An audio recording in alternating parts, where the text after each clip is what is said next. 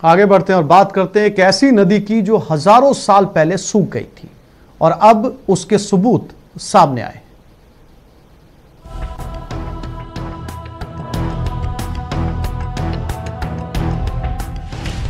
कभी गुलजार था आज का धार,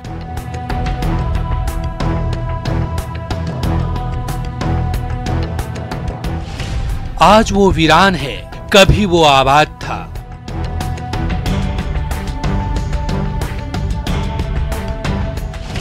आज जहां रेत है वहां उपजाऊ मिट्टी थी।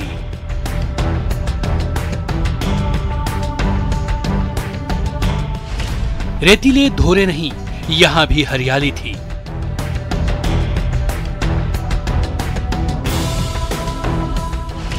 बूंद बूंद को तरसते धार में बहती थी नदियां।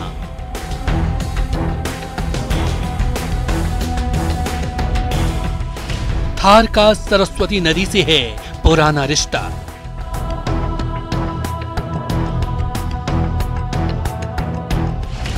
इंटरनेशनल जर्नल की है रिपोर्ट।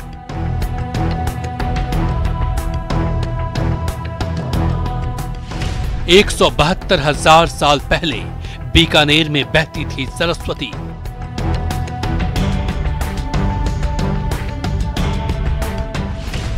सरस्वती नदी किनारे रहती थी घनी आबादी।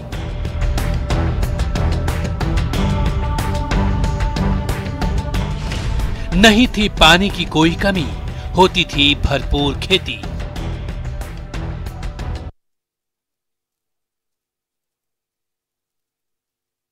और एक इंटरनेशनल जर्नल में सरस्वती नदी के साक्ष्य को लेकर कुछ दावे किए गए हैं। आइए दिखाते हैं वो दावे क्या हैं और बीकानेर में कहां बहती थी सरस्वती नदी।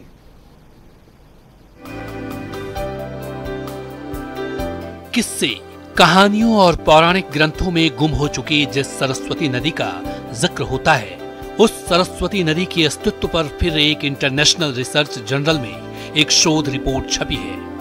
इस रिपोर्ट के मुताबिक बीकानेर के नाल गांव के पास हजारों साल पहले सरस्वती नदी बहा करती थी। जहां के लोग आज बूंद बूंद को तरस रहे हैं, जहां एक एक घड़े पानी के लिए कोसों कोस चलते हैं, गर्मियों के मौसम में जहां कुएं और बावड़ियां सूख जाया करती है, वहां कभी पानी ही पानी था। प्यास क्या होती है और इसे बुझाने के लिए कितनी जद्दोजहद करनी पड़ती है, सदियों पहले यहां कोई जानता ही नहीं था। और दावा तो यह भी है कि आज भी यहां जमीन से हजारों फीट नीचे सरस्वती नदी का अस्तित्व है। अपन मानते हैं कि आज भी सरस्वती नदी इस भाग में अंतःप्रवाही नदी के रूप में बह रही है।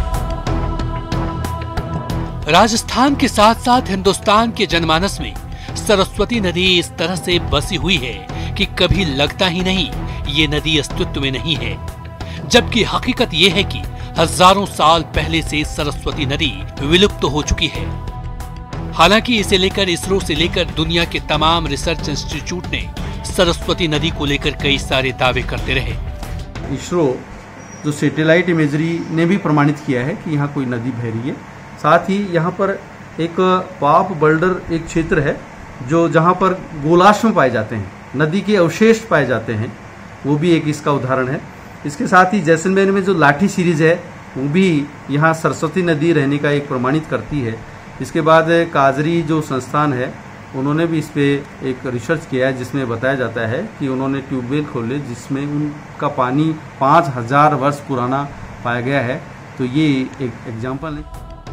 हजारों साल की कहानी और शोधकर्ताओं के दावे के बीच अब क्वार्टरनरी साइंस रिव्यू नामक पत्रिका में प्रकाशित हुई एक रिसर्च में यह दावा किया गया है कि बीकानेर के नाल गांव के पास 172,000 साल पहले सरस्वती नदी बहती थी।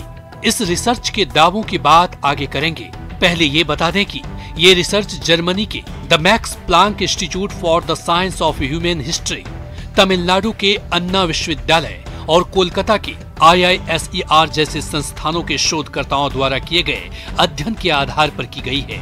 इस रिपोर्ट में कहा गया है कि बीकानेर के नाल गांव के पास 172,000 साल पहले एक नदी बहती थी। 172,000 साल पहले नदी के आसपास घनी आबादी रहा करती थी। आज का बीकानेर शहर सरस्वती नदी के ऊपर ही बसा हुआ है।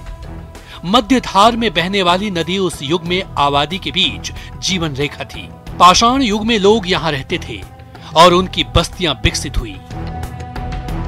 जर्मनी के मैक्स प्लांक इंस्टीट्यूट के जिम्बोव विकहॉर्न ने इस रिपोर्ट को लेकर कहा है कि थार इतिहास का एक समृद्ध इतिहास रहा है और हम सबूतों की एक विस्तृत श्रृंखला पेश कर रहे हैं कि कैसे पाषाण युग में लोग यहाँ रहते थे और उनकी बस्तियां विकसित हुई। हम जानते हैं कि इस क्षेत्र में रहने वालों के लिए नदियां कितनी महत्वपूर्ण हो सकती हैं, लेकिन इतिहास में इस प्रमुख अवधि के दौरान नदियों की प्रणाली के बारे में हमें बहुत कम जानकारी है। पौराणिक कहानियों में इस बात का जिक्र तो मिल जाता है कि सरस्वती के 4 प्रवाह इस शहर के आसपास थे, जिसमें तीसरा प्रवाह वैदिक काल में था। 2 प्रवाह वैदिक काल से पहले थे, जबकि एक बाद में। लेकिन इस तरह के ठोस रिसर्च धीरे धीरे कम सामने आ रहे हैं। राजस्थान यूनिवर्सिटी के भूगोल विभाग के HOD RN शर्मा का कहना है कि धरती के अंदर मौजूद प्लेटोनिक प्लेट में परिवर्तन की वजह से सरस्वती के साथ साथ इस क्षेत्र में बहने वाली कई नदियां विलुप्त हो गई थी और ये पूरा इलाका रेगिस्तान में बदल गया। कार्बोनिफरस युग से पूर्व यहाँ पर एक टेथिस सागर था, जो लंबे समय के बाद में इंडो ऑस्ट्रेलियन और यूरेशियन प्लेट में कन्वर्जन हुआ, जिसके फलस्वरूप वलित पर्वत हिमालय का उदय हुआ। उस हिमालय पर्वत से बहुत सारी नदियाँ बहती थी, उनमें से एक सरस्वती नदी भी थी, जिसको द्रव्यदर्शी नदी कहते थे। यह नदी सरस्वती नदी अरब सागर में। और अब रुक करते हैं कोटा की तरफ। नगर निगम चुनाव 2020 में कोटा में मंत्री का रोड शो चल रहा है। यूडीएच मंत्री का ये रोड शो है। यूडीएच मंत्री शांति धारीवाल आज 2 रोड शो करेंगे। कांग्रेस के समर्थन में जनता से अपील की जा रही है। स्टेशन क्षेत्र के भदाना से ये रोड शो शुरू हुआ। भीमगंज मंडी, रेलवे कॉलोनी, पूर्वी जी टापरी, बोरखेड़ा होते हुए गुमानपुरा रोड तक ये शो पहुंचेगा। शाम 5 बजे कुनाड़ी पुलिया से कैथुनी पोल तक ये धारीवाल का रोड शो तय किया गया है।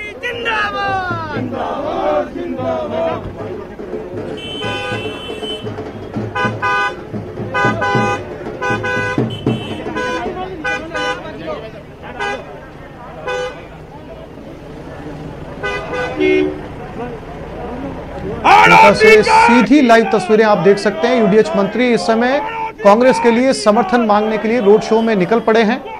शाम तक ये रोड शो होगा। शाम 5 बजे तक ये 2 रोड शो करेंगे कोटा में ही, अलग अलग जगहों पर।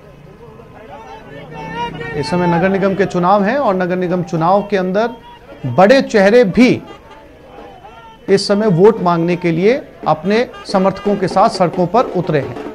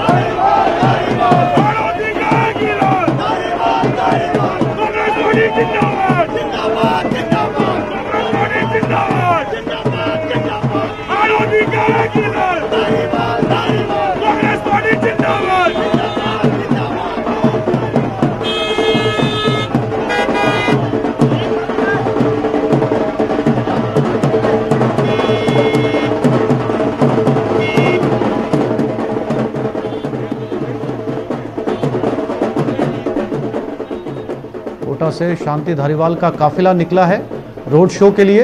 2 रोड शो आज रखे गए हैं कोटा में। नगर निगम चुनाव 2020 के तहत अपने अपने प्रत्याशियों के पक्ष के अंदर बड़े नेता भी वोट मांगने के लिए उतर रहे हैं। कोटा से सीधी तस्वीरें।